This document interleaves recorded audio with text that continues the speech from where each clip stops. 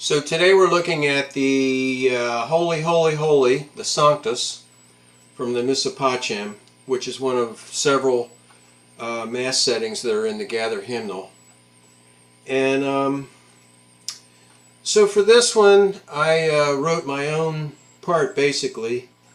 There are parts in the, or there is a part for this piece in the C instrument book for the Gather. I don't know, for whatever reason I didn't look at it.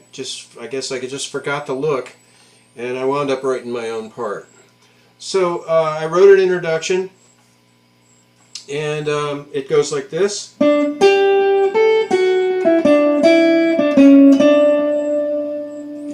Short little 4-measure, 4-bar introduction. Many of the Mass parts in this Mass setting and in other Mass settings will have little introductions like that. I neglected to look there, and I wrote my own, which turned out to be not too far off from what they published in the Gather. So that's the first 4 bars. So then the next 4 bars, the chords are D, A with a D in the bass, G again with a D in the bass, and then back to D. And there's lots of ways you could play that. You could play it down here in the close to the nut like this.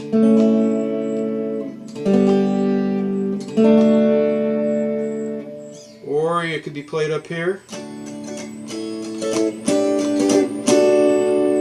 I chose to play it here starting at the 5th fret, the D chord, going down to the A, with a D in the bass again at the 5th fret, then the 3rd fret for the G, and then 2nd fret for the resolving back to the D. So it sounds like this.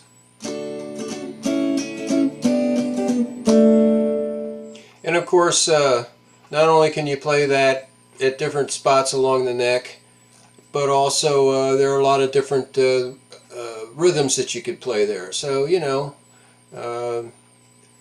I just kind of did what I thought sounded good to me, and that's what you should do too. Whatever you think works, what you're comfortable with, you should play the thing that you're the most comfortable with, because no doubt that is going to sound the best. Alright, so the next 4 bars we have a couple of minor chords. We're going to an F sharp minor, then to a B minor, and then to a C, which is really C major chord, which is outside the key. I'm sure it could be analyzed as part of the Mixolydian mode, but in any case, it sounds good, and then from the C it goes to an A. So those 4 measures sound like this.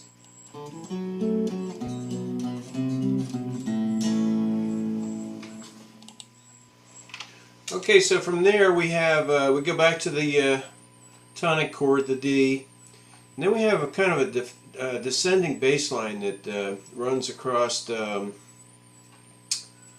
guess it's 8 measures, and it runs from a D to a C sharp to a B to an A to a G, F sharp, E minor, A, and then D. And so I continue to play basically a rhythm part with mixed in with a bass line. There's a G with a B in the bass, and then there's a D with an A in the bass. And I don't play any chords in those 2 measures. As you'll hear, I just wanted to give the bass line a little bit of more interest and some extra rhythmic motion, so I didn't play a chord in those 2 measures. Most of these measures I'm playing a chord on the 2nd beat and playing bass notes on the 1st and 3rd beat. Anyway, it sounds like this.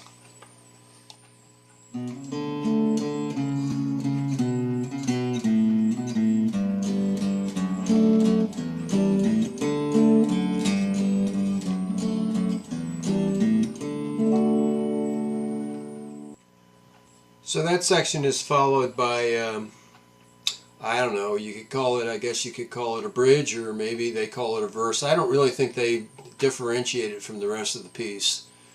It is, the melody does change there. And so I start that section out by doubling the melody for a couple of measures, and then I go into a rhythm part again. Basically, I'm arpeggiating a measure and then strumming a measure, always playing the bass note on the first beat of the measure. So the most interesting thing that happens here is there's a suspended fourth. There's an F sharp chord that has a suspended fourth in it, and then it resolves in the following measure to the third. And so I play the root of the F sharp chord, and then I play that an octave higher on the next beat, and then I play the suspended note, and I immediately resolve it down to the third, and then I arpeggiate the rest of the chord.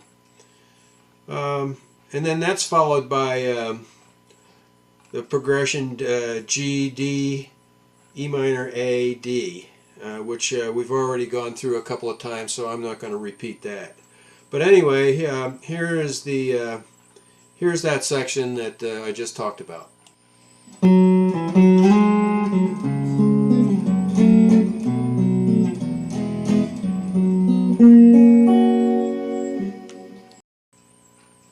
Okay, so that's the Missa Pacem, Holy, Holy, Holy, the Sanctus.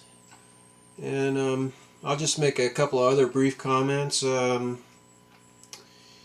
the beginning section, right after the introduction, I chose to play that descending chord line in the fifth position because it was my hand was already there in the fifth position. That just seemed like the natural place to be, instead of jumping up or down the neck, to just stay right there and then go down from there. Overall, I tried to mix up several different strategies. We got the descending bass line in certain sections, doubled the melody at one point, the suspended fourth, it resolved to the third. I really try to bring that out when I play it. I play that a little louder. I don't really overwhelm. You never should overwhelm the choir. You're accompanying the choir. You should always be below them, but supporting them. So, that is an interesting effect, and I do bring that out a little bit more. So, so that's it. I'm sure I probably forgot a lot of things, but keep watching, and as time goes along, I'll probably cover most of the things that are important in putting together these accompaniments.